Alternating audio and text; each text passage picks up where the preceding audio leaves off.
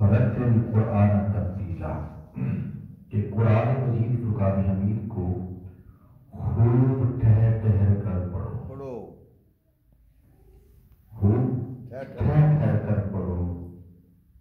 دوسرے مقام میں اللہ رب العزت ارشاد فرمایا اعوذ باللہ من الشیطان الرجیم الذین آتیناہم الکتاب یتلونہ حق تلاوتہ، ایسے لوگ بھی ہیں کہ جن کو اللہ رب العزت فرماتا ہے ہم نے کتاب دی اور اسے اس طرح پڑھتے ہیں، اس طرح تلاوت کرتے ہیں جیسے پڑھنے کا حق ہے۔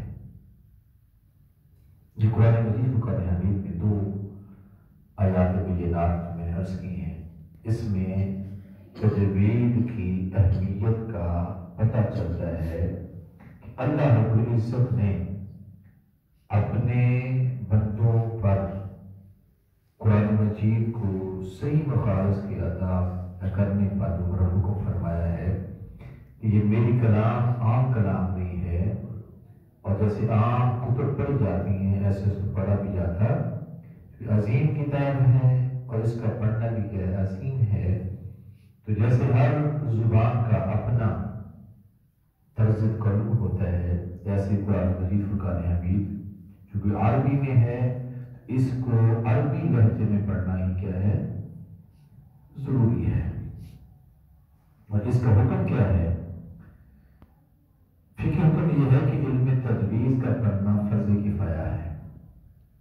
کیا ہے؟ فرض کفایہ ہے۔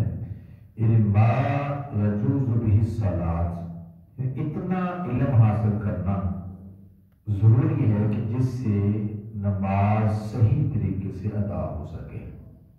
اس کا مطلب یہ ہے کہ ہر نمازی کو تجوید کا پڑھنا ضروری ہے، لازمی ہے۔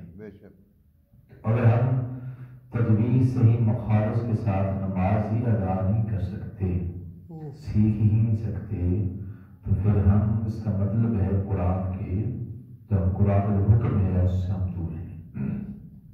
تو اس لیے یہ ہر نمازی کی ضرورت ہے، ہر نمازی کی ضرورت ہے، ہر نمازی کو اس کو سیکھنا چاہیے۔ بلکہ صاحب بہار رشید فرماتے ہیں کہ نمازیوں کو سال میں 2 مرتبہ اپنی نماز کو اپنی ماں کو سنانا چاہیے۔ میرا خیال اگر ہم نماز سنائیں نا تو بہت ساری غلطیاں ہوں، بالکل بہت ساری ہمیں صحیح پڑھنا نہیں آتا ہوگا، اس لیے ہم اصل میں شرمندگی محسوس کرتے ہیں پڑھنے میں سنانے میں، حالانکہ ایسا نہیں ہے۔ بڑے بڑے مشائخ، بڑے بڑے علماء محدثین نے اپنے سے عمر میں چھوٹوں سے پڑھا ہے، علم سیکھا ہے۔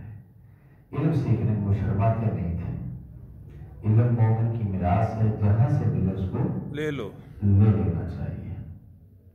تو تجویز کا مرکز المحور جو ہے یہ نون ساکن جزم والی نون اور نون تنوین جیسے جس کو 2 زبریں 2 زیریں اور 2 پیشیں ہوتی ہیں، یہ اس کا معنی مرکز المحور ہوتا ہے۔ اور تیسرا اس کا ہے میم ساکن، کیا ہے؟ 3 اس کے چیزیں ہیں جس پہ تجوید زیادہ توجہ دیتی ہے، جو مرکز المحور ہوتا ہے۔ اس میں پہلا ہے نون ساکن، دوسرا ہے نون تنوین اور تیسرا کیا ہے؟ میم ساکن۔ یہ حصہ تھا ہمارا تجوید کا، مجھے امید ہے کہ آپ دوبارہ اس کو سماعت فرما لیں گے۔